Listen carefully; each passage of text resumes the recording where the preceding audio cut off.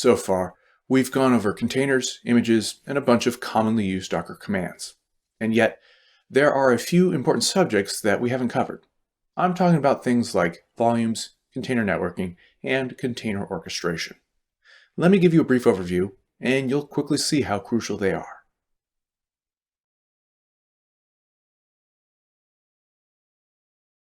Earlier, we learned that containers have a special read-write layer called the container layer. It enables containerized applications to save data onto the container. However, data saved to the container layer will only persist as long as the container exists. If the container crashes and gets deleted, the data is gone for good. Clearly, that's not acceptable for many applications.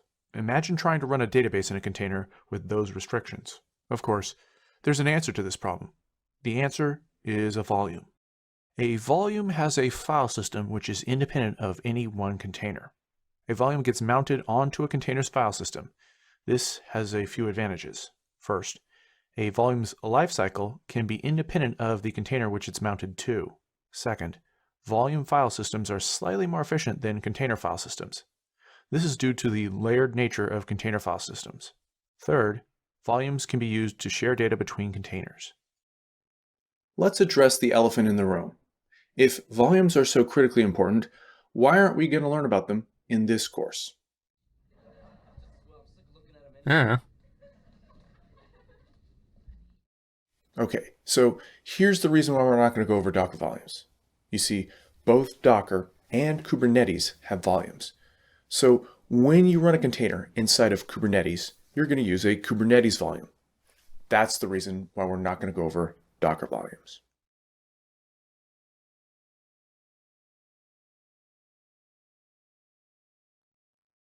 Another subject that we're going to skip is container networking. This includes all of the setup and tools necessary to enable multiple containers to be able to communicate with each other. Container networking is essential for creating robust microservice applications that can be distributed over multiple machines. So, why are we skipping it? The answer, again, is that Docker and Kubernetes have separate solutions to this problem. If you use Kubernetes, then you won't need Docker networking. The good news is that Kubernetes really shines in this department. It was specifically designed to make container communications simple.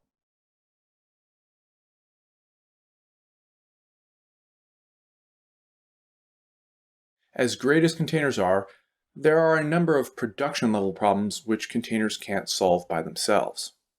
These problems require you to create a lot of infrastructure in order to deliver a reliable service. I'm talking about problems like, how do you perform service discovery for containerized applications? How do you perform load balancing? Can you make your containers and other cluster components self-healing so that when one crashes, it automatically gets replaced? How do you perform horizontal scaling of your application when user demand spikes? How do you efficiently schedule containers in your data center? Can you perform rolling upgrades where your application upgrades itself without any noticeable downtime? Likewise, can you perform a rollback on a failed upgrade without any downtime? Lastly, how do you manage secret data such as passwords and API keys? These aren't domain-specific problems, and containers actually make them easier to solve, but not all by themselves. That's why you should also consider running container orchestration software, such as Apache Mesos, Docker Swarm, or Kubernetes. Container orchestration software makes it much easier to deploy and manage clusters of containers running on one or more computers. Personally, I'm a big fan of Kubernetes. It solves all the problems I just mentioned and more. Plus, it uses Docker to create and run containers under the hood. Kubernetes is also open source and actively supported by big players such as Google, who originally created it. Even Docker Inc. now offers a hosted version of Kubernetes alongside Docker Swarm. There's a reason why Kubernetes has become the de facto container orchestration platform. Now, putting aside my enthusiasm for Kubernetes, my larger point is that learning Docker is only the first step. You should also learn to use some container orchestration framework. So go out there, do your research, and pick the orchestration solution that works best for you.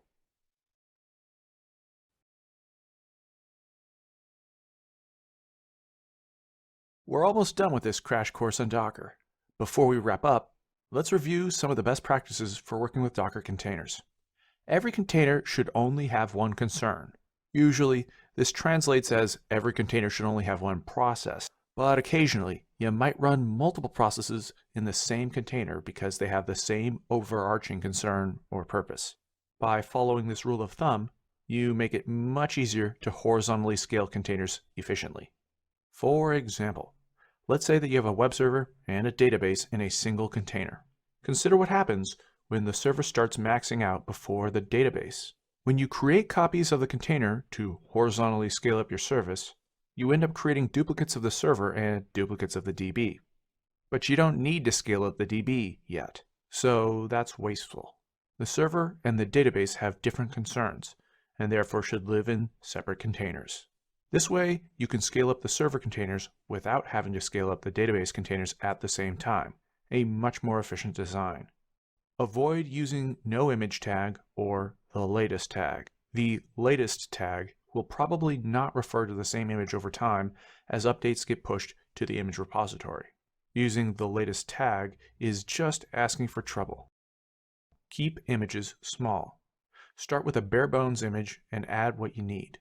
Small images are faster to build, faster to push, and faster to pull down. Remember, the Dockerfile instructions run, copy, and add all create new image layers, so try to limit their use. Use multi-stage builds. They're a great way to keep image sizes small. When building a new image, keep your build context small. By only including files which are needed to build a new image, less data needs to be copied from the Docker client to the daemon. This keeps image sizes small and speeds up image build time.